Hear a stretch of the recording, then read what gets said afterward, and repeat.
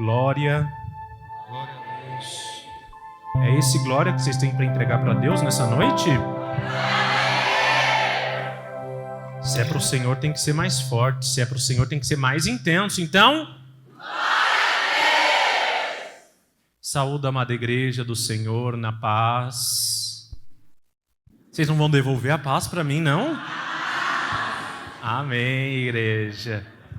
É uma alegria estar congregando com os irmãos nesta noite, nesta casa de oração reservada pelo Deus Altíssimo, para este novo tempo, para este novo caminho, para este novo Jordão que estamos a atravessar rumo à posse da terra prometida, aquilo que está para nós no coração de Deus.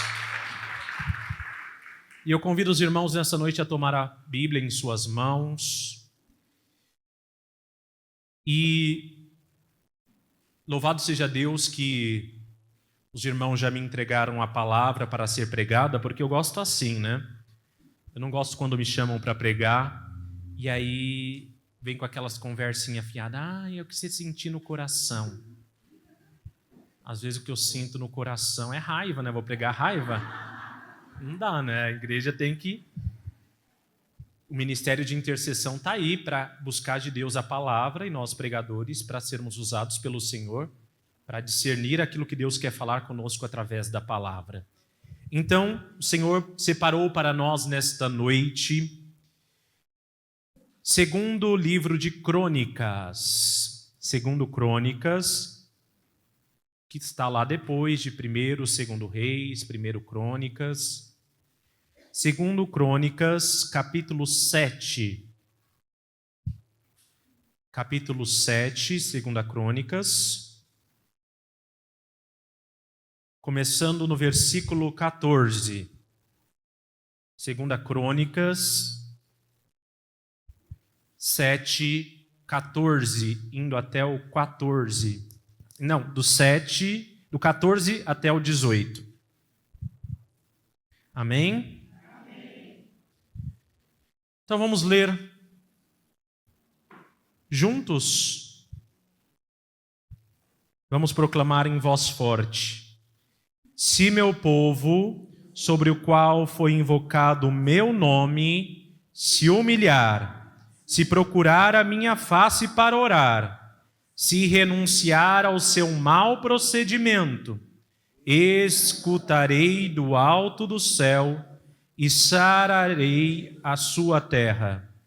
Doravante, meus olhos estarão abertos e meus ouvidos atentos às preces feitas neste lugar, pois, para o futuro, escolho e consagro este templo para que meu nome nele resida para sempre. Meus olhos e meu coração estarão nele para sempre. Quanto a ti, se andares na minha presença, como fez teu pai Davi, se puseres em prática tudo o que prescrevi, se observares minhas leis e meus preceitos, elevarei o trono da tua realeza, como prometi a teu pai, dizendo-lhe que jamais lhe faltaria descendente que ocupasse o trono de Israel. Palavra do Senhor. Palavra do Senhor. Quando... Isso, igreja. Bom que quando vocês baterem em palma e dar glória, eu consigo tomar água sem ficar aquele silêncio, né? Isso. Meus irmãos e minhas irmãs, quero agradecer imensamente o nosso querido Antônio, os membros dessa associação, pela oportunidade de visitar a palavra do Senhor com os irmãos e que juntos buscarmos da parte de Deus um direcionamento para iniciar essa semana de cura. E o que o Senhor colocou para nós como tema é a oração que abre os céus. De onde vem a nossa cura? De onde, igreja? De onde? Do céu. E como a nossa oração abre o céu para que o céu derrame a cura que nós tanto necessitamos. E aí, queridos, quem melhor conhece o céu do que o próprio Deus?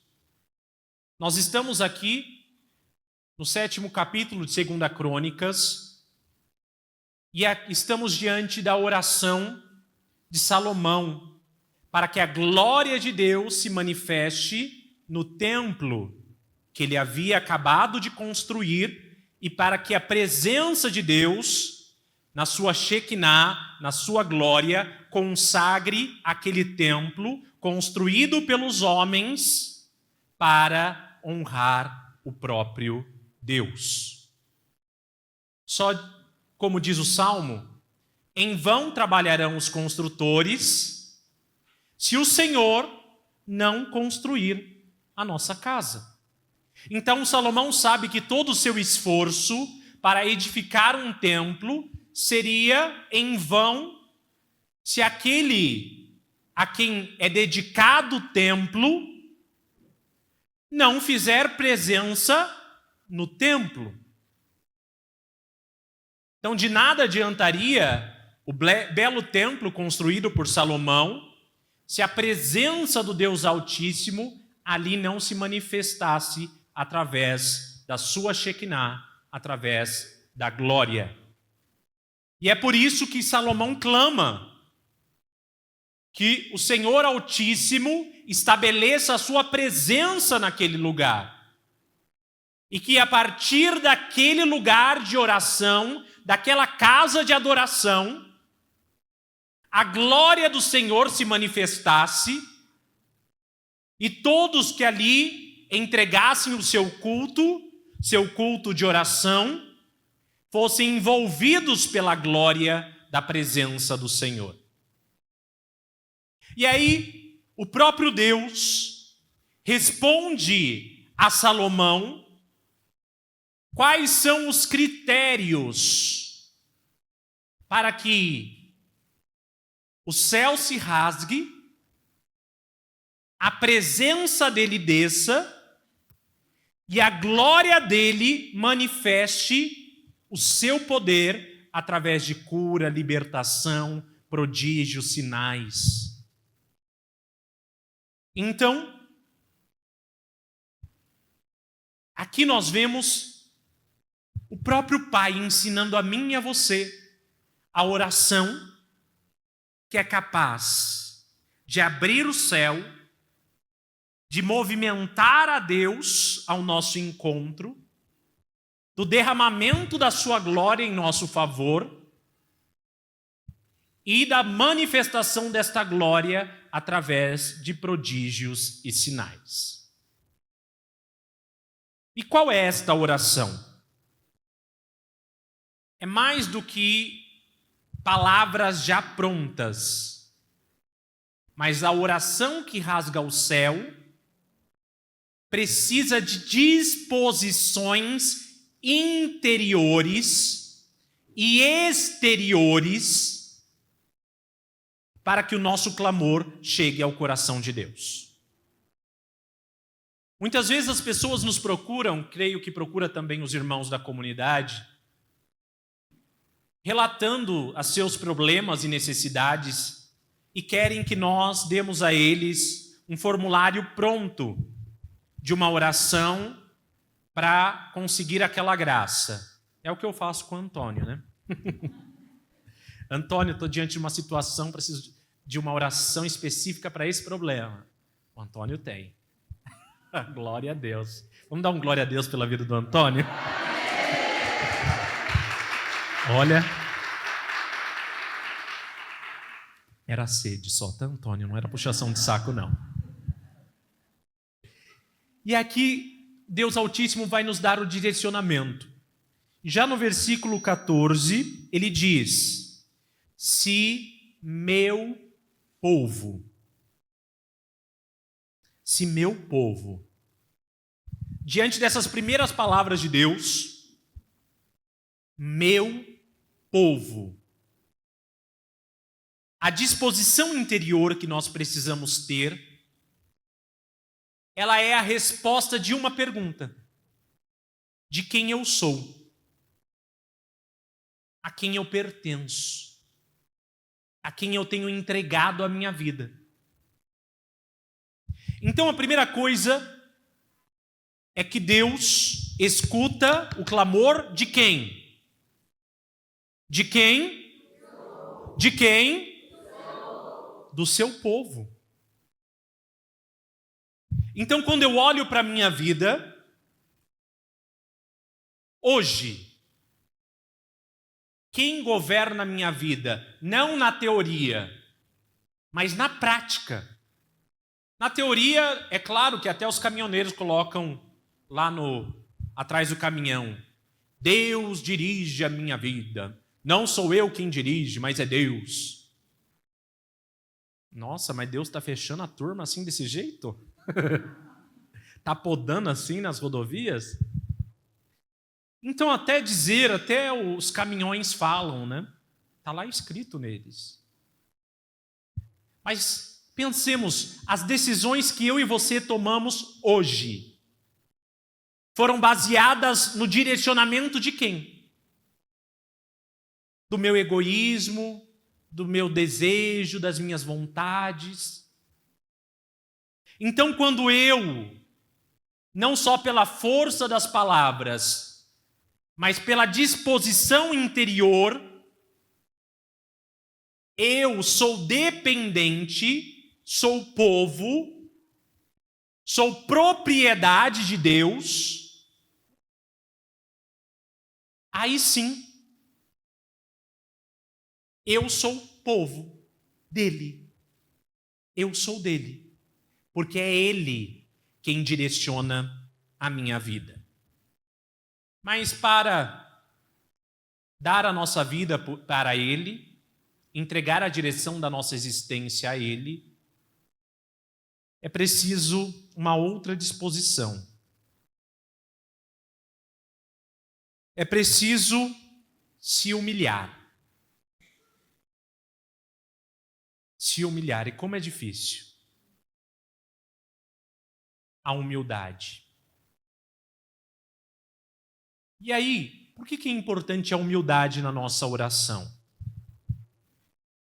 É importante pelo seguinte motivo. Porque, às vezes, nós achamos que Deus é como se fosse o gênio da lâmpada. Na mitologia, o gênio da lâmpada é aquele ser que está aprisionado na lâmpada e que, ao ser encontrado, e ritualisticamente ser ali esfregada a lâmpada, ele ganha liberdade. E pelo benefício da liberdade, ele concede ao autor da sua libertação 3 pedidos, do qual ele está obrigado a realizar. Porque a sua liberdade está condicionada ao seu libertador. Agora, queridos, nós temos autoridade para dizer o que Deus tem que fazer por mim? Sim ou não? Eu, através do meu ato de bondade, sou quem liberto a Deus a tal ponto em que Ele está com dívida comigo? Sim ou não? Então, meus irmãos, não adianta negociar com Deus. Não adianta desafiar a Deus. Nem mesmo nós que estamos aí dedicando a nossa vida para Ele. Às vezes, nós temos essa tentação de, na oração, desfilar diante de Deus os nossos atos de bondade. Olha, Senhor, eu deixei tudo. Eu podia ser rico. Estou aqui usando roupa usada dos irmãos. Eu podia estar estudando nas melhores universidades e estou tendo que comer Bíblia. Eu podia ter os melhores cargos e estou aqui. Então faz isso. E aí, diante desse desafio de Deus, ele até com uma risada de santa caridade, ele diz: e eu pedi a sua vida? Eu preciso da tua vida? Eu preciso de você? Eu preciso dos seus atos de bondade, quantas pessoas você alimentou, quantas pessoas você vestiu, quantas pessoas você saciou a sede, quantos lugares você deu no metrô, quantas moedinhas você deu no farol. Os seus atos de bondade não são nada diante da minha benevolência. O sumo bem sou eu.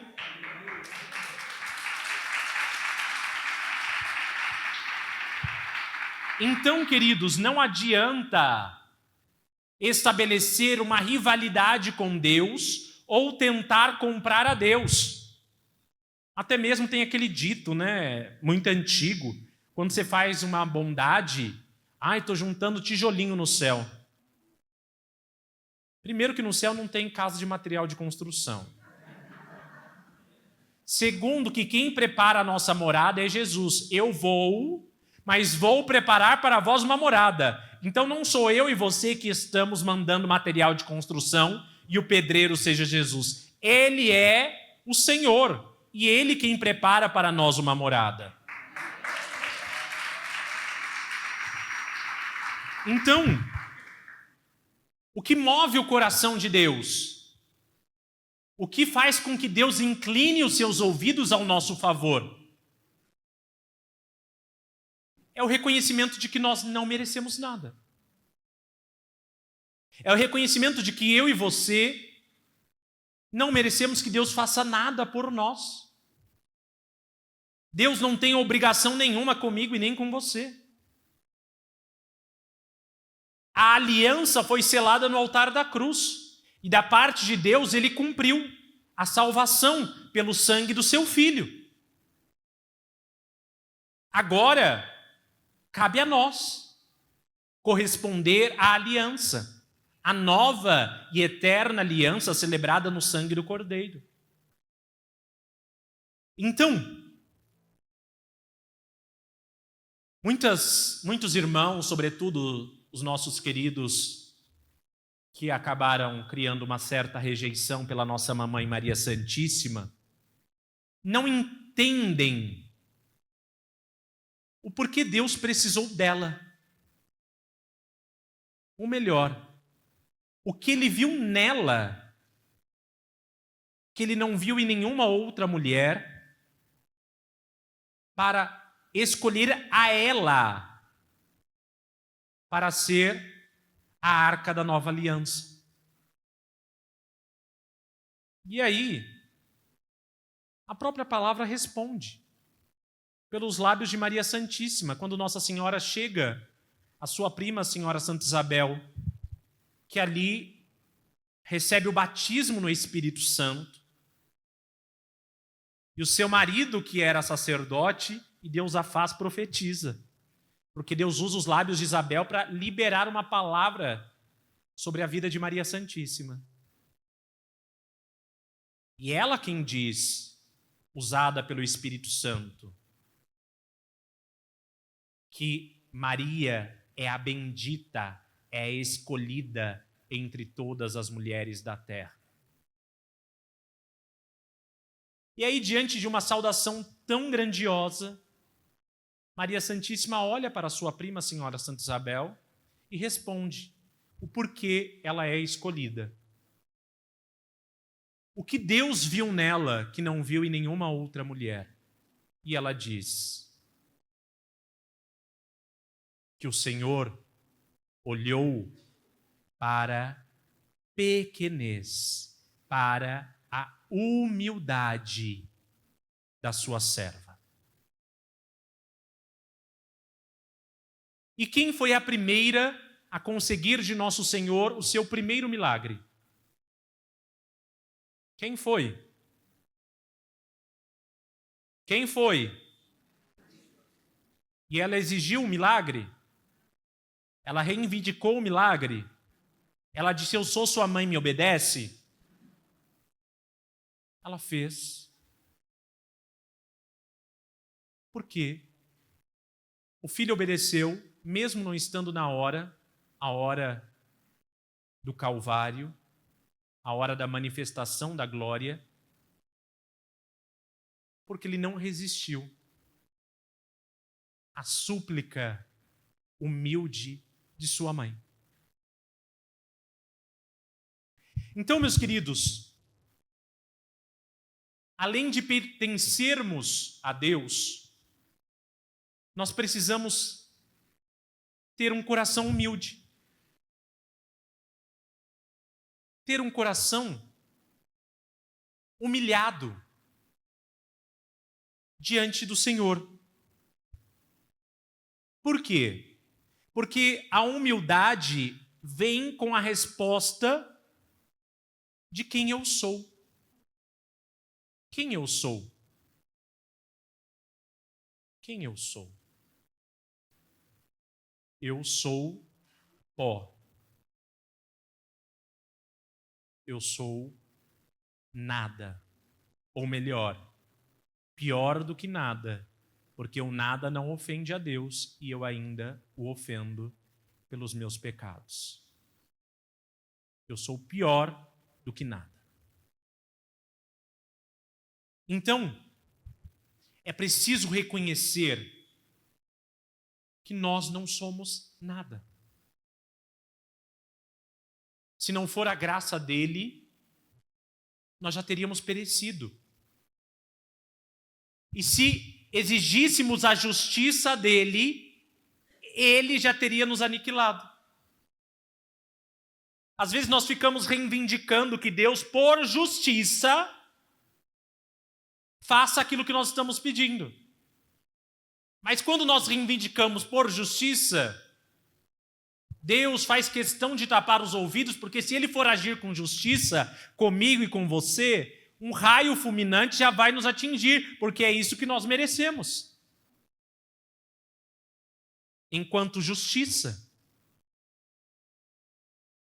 Então, meus irmãos, nós precisamos nos apresentar diante de Deus reconhecendo a nossa condição de que nós não somos nada, que nós somos dependentes dele. Isso daqui não é uma baixa autoestima, não. Aqui está a verdade de quem nós somos. Porque a palavra humildade, ela provém de humus, que significa terra. Então, pela humildade, nós reconhecemos a nossa condição pequena, do nosso pequeno nada. E assim, por que Deus se move? Porque se eu sou nada, no meu nada, ele tem espaço para agir. Porque se eu sou alguma coisa, eu não preciso de Deus. Eu resolvo meus BOs por mim mesmo. Agora, se eu me reconheço nada, eu me abro para a obra de Deus. Porque a criação partiu de onde? Deus criou do.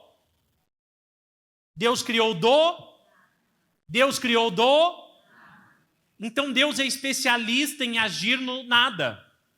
Porque se ele criou tudo isso do nada, no nosso nada, ele pode agir de modo extraordinário.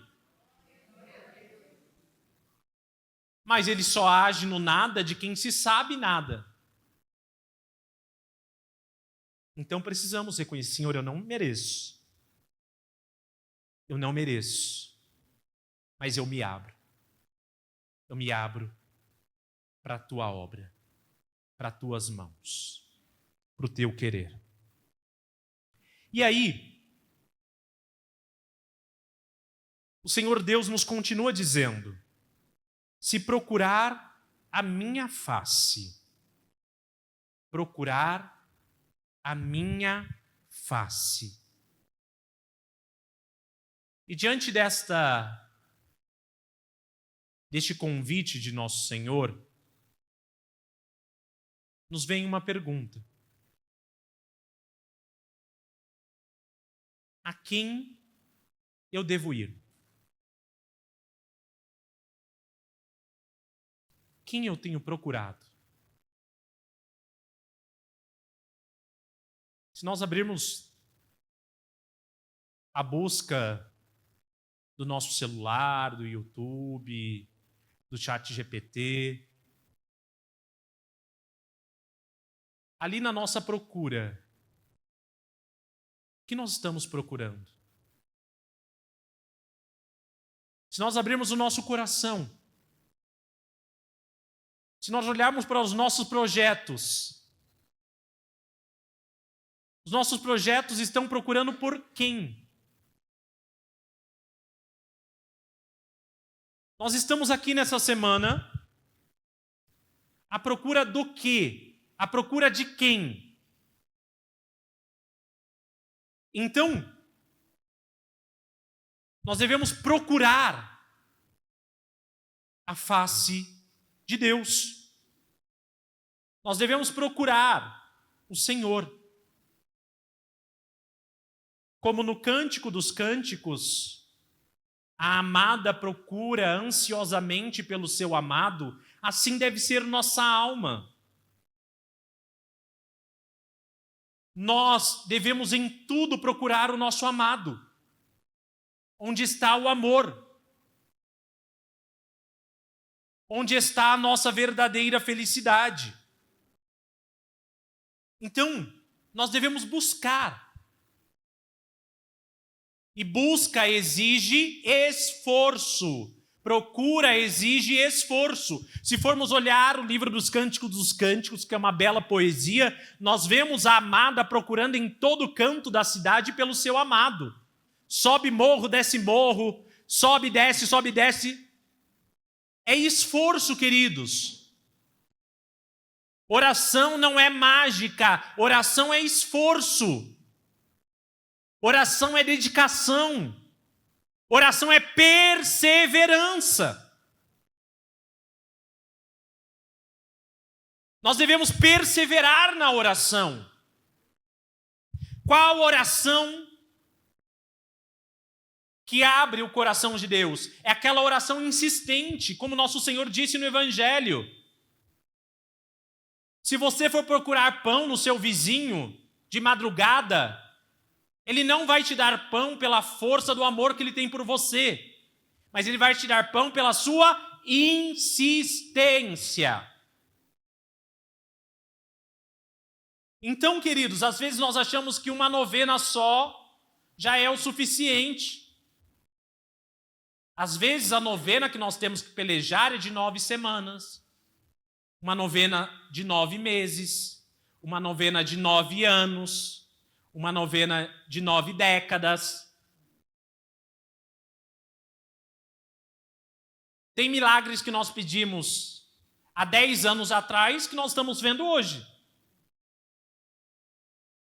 Agora, se tivéssemos desistido de procurar o nosso milagre, de procurar a face de Deus, nós não teríamos alcançado. Então, meus irmãos, nós precisamos perseverar. Nós não podemos desistir. Nós precisamos perseverar.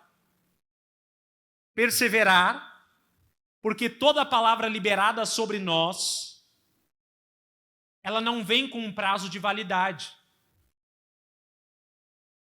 Ela vem com uma promessa. E a palavra diz que aqueles que perseverarem até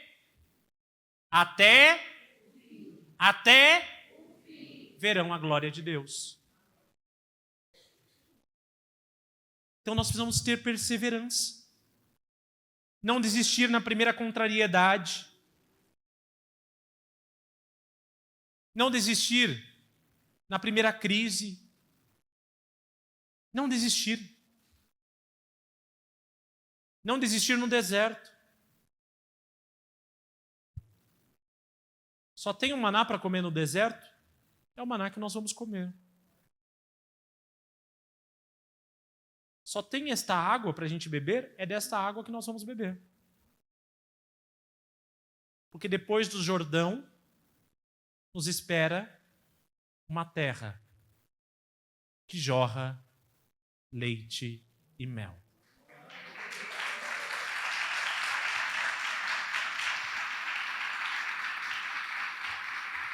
Então, meus irmãos, nós precisamos perseverar.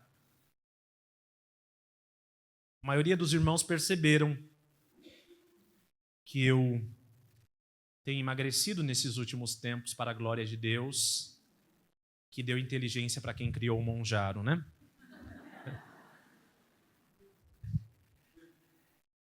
Só que a minha maior preocupação não é emagrecer, mas é depois se eu vou conseguir permanecer magro.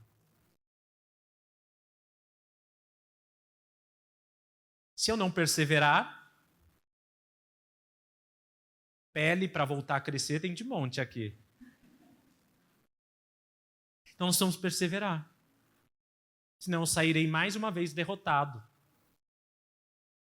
Derrotado pelo meu estômago.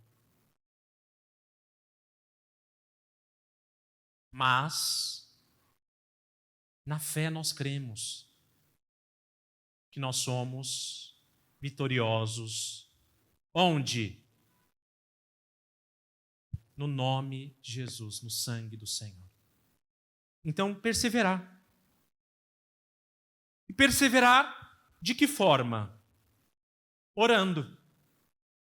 Se procurar a minha face para orar. Nós falamos muito de orar, de oração, de rezar, e às vezes nós não entendemos o que ela é. O que é a oração no desígnio do Pai. E nos ensina muito bem Santa Teresinha do Menino Jesus e da Sagrada Face. Conhecem ela? Sim. Santa Teresinha diz que uma das definições que ela deu à oração é que a oração é a elevação da alma até Deus. A elevação da alma até Deus. Então, nós precisamos persistir na oração, buscando o Senhor. Se tem ou não tem necessidade, eu preciso levantar a minha alma até Ele. Porque, como nosso Senhor ontem nos ensinou, pela oração, nós encontramos nele o quê? Foram na missa ontem, na igreja. Eita misericórdia! Vamos lá. Nosso Senhor disse ontem: vinde a mim, todos vós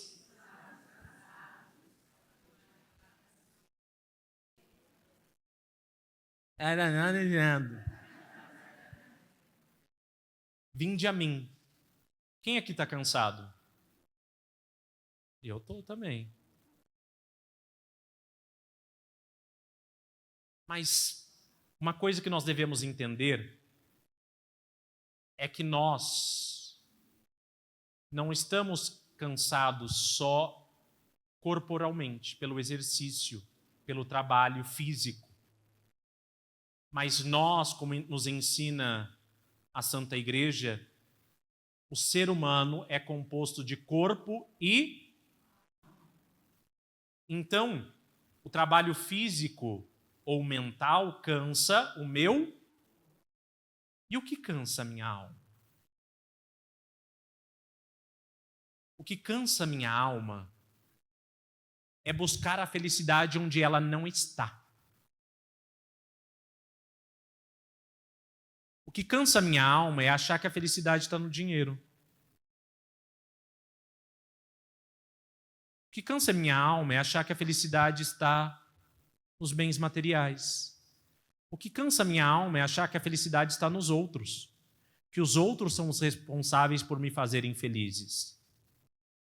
Por me fazer feliz. Ou que a felicidade esteja em mim mesmo. E não está. Porque nós começamos bem no propósito e logo desanimamos. Cansados. E assim como o corpo precisa do justo descanso, a nossa alma precisa da oração para descansar na presença de Deus. Nós precisamos rezar. E aqui, ontem eu ensinava aos paroquianos que às vezes nós estamos tão cansados mentalmente que nem elaborar palavras nós conseguimos para falar com Deus na oração. E ali Deus nos concede uma graça de rezar no silêncio, sem palavras. Chegando diante do sacrário ou diante da cruz, em casa todos os dias, dizendo só 3 palavras. Jesus, estou aqui. Silencia e descansa. É os 5 minutos mais revigorantes do nosso dia. Porque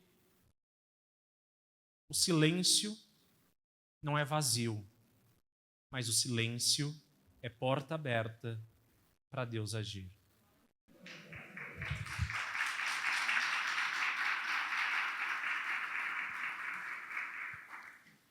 Eu falo essas palavras de impacto porque quando eu preciso tomar água, eu sei que vocês vão bater palma. E depois, continua uma outra disposição de alma que nós precisamos ter para abrir o céu. E diz: se renunciar ao seu mau procedimento. Ixi. Renúncia. O que eu devo abandonar? O que eu devo dizer não? Quais os lugares que eu não posso mais frequentar? Quais músicas não me cabem mais ouvir? Quais conversas eu não devo entrar? Quais séries e filmes devem sair da minha playlist? Por quê, queridos? Porque não há caminho para abrir o céu sem renúncia. Não há caminho para abrir o céu sem renúncia. Em que sentido? No sentido de que o milagre, a graça, a cura, nós já entendemos que não é pela força dos créditos que nós temos diante de Deus. Então, se a graça que Ele derrama sobre a minha vida não é pelo meu merecimento, qual é a intenção de Deus ao dar-me a graça, ao dar a cura, ao dar o milagre? Não é para que eu fique desfilando por aí dizendo que Deus curou a minha enfermidade porque Ele gosta mais de mim e não curou o irmão porque o irmão deve ter pecado. Mas Ele derrama sobre nós uma graça é para justamente consertar a nossa vida. Talvez não curou o irmão que ainda está enfermo, porque o irmão, ao invés de eu e você, não fica reclamando pela enfermidade, mas sabe dar glória a Deus no sim e no não. E aí, Deus, quando concede-nos uma graça, quando Deus fala conosco, é para conserto da nossa vida. E quando Ele vê na minha oração que eu estou disposto a consertar a minha vida, e antes de alcançar a graça, eu já estou fazendo renúncia a tudo aquilo que me afasta dEle, Ele sabe que Ele não vai jogar a pérola da graça para porcos, mas Ele vai jogar a pérola da sua graça para ornar com virtude a nossa vida. Então, meus irmãos, se Deus fala conosco pela profecia, se Deus nos visita através de uma graça, de um milagre, de um sinal, de uma providência, de um livramento, não é porque eu ou você somos melhores, mas é porque Ele quer gerar uma obra de conserto em nós. E, inclusive, no nosso juízo particular diante de Deus, todas estas graças estarão elencadas. E o Senhor Jesus falará para mim e para você. Todas essas graças era eu te avisando para você consertar a sua vida. Por que você não consertou? Por que você achou que você era melhor que os outros? Então, meus irmãos, é preciso que nós já antecipemos aquilo que Deus quer realizar depois de conceder-nos a graça. É preciso renunciar. Até porque nosso Senhor disse que algumas pelejas, algumas lutas são tão exigentes que não basta a oração, precisa ter jejum. Por quê? Porque se só tiver a oração sem conserto de vida, chegando a graça, volta a desgraça do pecado.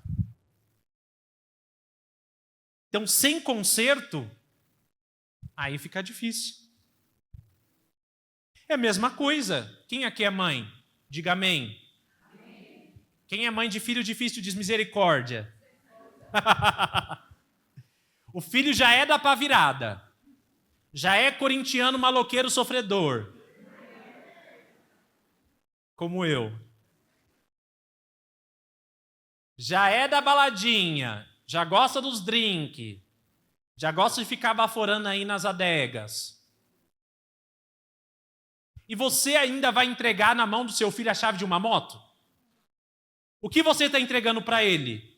A morte. Agora, se eu e você que somos maus, sabemos dar coisas boas aos nossos filhos, por que Deus nos dará uma graça para que nós voltemos à desgraça? Por isso nós devemos já ir nos consertando. Enquanto o filho não se consertar, enquanto ele não tomar juízo, enquanto o filho não voltar o seu coração para Deus, não vai pagar a habilitação. Não vai ter moto. Então, é preciso renúncia, é preciso conserto, é preciso mudança de vida. Por quê? Porque se eu pertenço a Deus, se eu reconheço o meu nada pela humilhação diante dele, se eu sou perseverante buscando a sua face, se eu todos os dias vou para o meu quarto de guerra e vou buscá-lo na oração, se eu renuncio a tudo aquilo que tem me afastado da presença dele, o que ele fará? Escutarei do alto do céu e sanarei, e curarei, e salvarei a sua terra.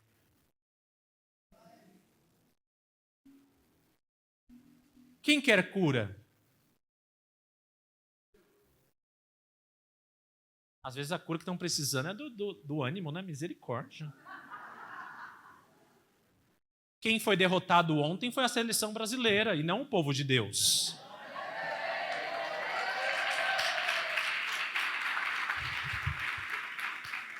E eu, como bom corintiano, já estou acostumado com sofrimentos e derrotas. A última grandiosíssima alegria foi em 2012, né, no Mundial, tão sonhado desde todos os séculos, né? Então, querido, se nós queremos cura, se nós queremos graça, se nós queremos libertação, é preciso percorrer este caminho.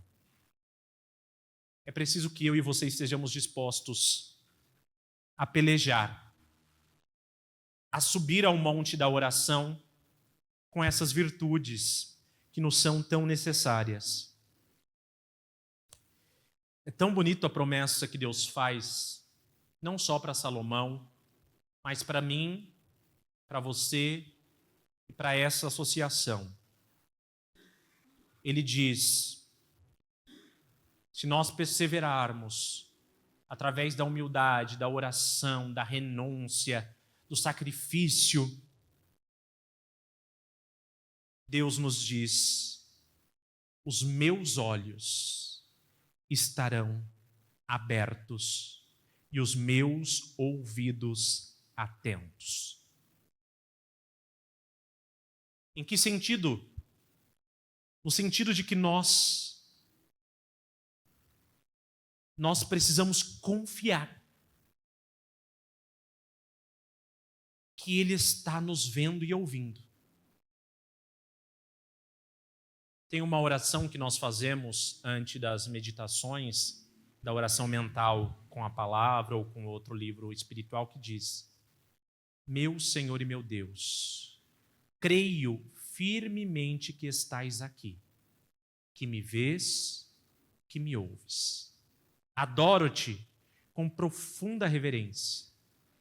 Peço-te perdão dos meus pecados e graça para fazer com fruto este tempo de oração. São José Maria era terrível, né?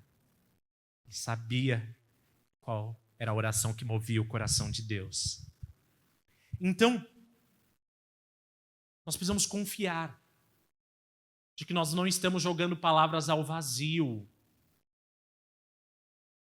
E mesmo que os nossos olhos não sintam, mesmo que eu não tenha arrepios, mesmo que eu não repouse, mesmo que eu não sinta uma quentura, um frio, os olhos dele estão abertos e os seus ouvidos estão atentos ao meu clamor.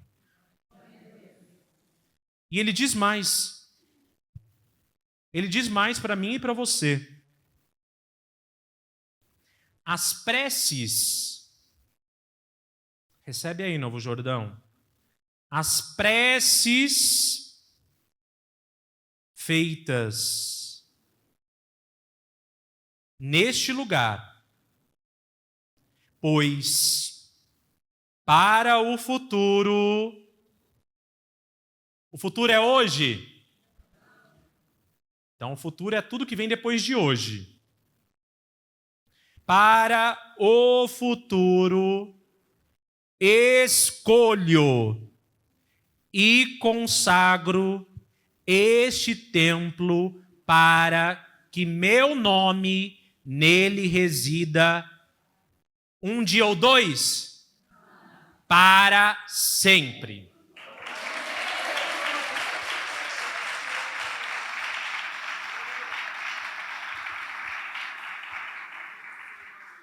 Para sempre. A escolha ele já fez. A escolha é a iniciativa de Deus. Agora, a consagração, ela é iniciativa nossa. Por quê? Porque a consagração exige entrega. Deus não tira a nossa liberdade. Deus não toma a nossa vida. Ele acolhe a nossa entrega. Então, meus irmãos, é preciso entregar a nossa vida. É preciso que nós tenhamos a ousadia, ainda nem tudo que eu tenho dentro de mim tem sinal de Deus, mas eu já me entrego. E já derramo a minha vida. Meu coração está todo esculhambado. Mas eu já entrego para aquele que pode gerar conserto. Então, a escolha Deus já fez. A consagração começa com a minha entrega, com a sua entrega. Estamos dispostos verdadeiramente a entregar? Porque quando nós entregamos, e aí é um discernimento para essa associação, quando nós entregamos e consagramos a Deus, não adianta vir com os nossos métodos, não adianta vir com as nossas estratégias. E quando a consagração se dá pela igreja, é na igreja, pela autoridade da igreja, que Deus vai selar, que Deus vai ungir, que Deus vai confirmar a eleição e a entrega pela oração e pela consagração feita pela autoridade da igreja. Então, queridos, Deus tem permitido que nós passemos por esse vale para que nós entendamos de que se a obra é dele, não é do nosso jeito. Se o carisma vem do coração dele, não é aquilo que nós escrevemos. Se a missão é fruto do querer dele, as estratégias e metodologias não são nossas, mas são dele. Como ele fez com Moisés. Vocês sabem que Moisés não entrou na terra prometida. Por quê? Porque Deus mandou ele falar para que a rocha vertesse água. E ele, como estava movido pela raiva daquele povo, ele quis fazer um espetáculo. Quis se aparecer. E aí, em vez de falar, ele pegou o cajado e, para não tacar o cajado na cabeça do povo, reclamão, feriu a rocha com o cajado. Só que depois Deus disse, eu não mandei fazer assim. Vai ver de longe, mas não vai entrar na terra prometida. Por isso, queridos, a consagração exige de nós um coração aguçado para receber de Deus o discernimento. Para que nós não vivamos do espetáculo da nossa vontade, não vivamos da cena do nosso querer, mas estejamos debaixo da poderosa mão de Deus. E quanto a ti? E quanto a ti? Se andares na minha presença, se puseres em prática tudo, uma parte, só aquilo que eu gosto, só aquilo que eu acho, tudo o que prescrevi, se observares as minhas leis e meus preceitos, elevarei o trono da tua realeza. Então vamos lá. Os olhos e o coração. Na consagração nós precisamos ter a visão espiritual. Ter a visão espiritual muito alinhada. Para não ser confundido. Não dá para ser míope na visão espiritual. Porque se você ver embaçado, vai rezar de novo e vai discernir para que fique claro qual é a vontade de Deus. Porque entrar em lugar embaçado, dirigir o carro com o vidro embaçado, o risco de cair no buraco é muito grande. E o coração? O coração, na Sagrada Escritura, ele é mais do que a fonte do sentimento, mas ele é a fonte da decisão. É do coração do homem, como disse o Senhor, que vêm as maldades, os roubos, assassínios. Então, nós temos que purificar o nosso coração, para que as nossas decisões não sejam tomadas por nenhum impulso de sentimento torto, mas que sejam tomadas na retidão da intenção.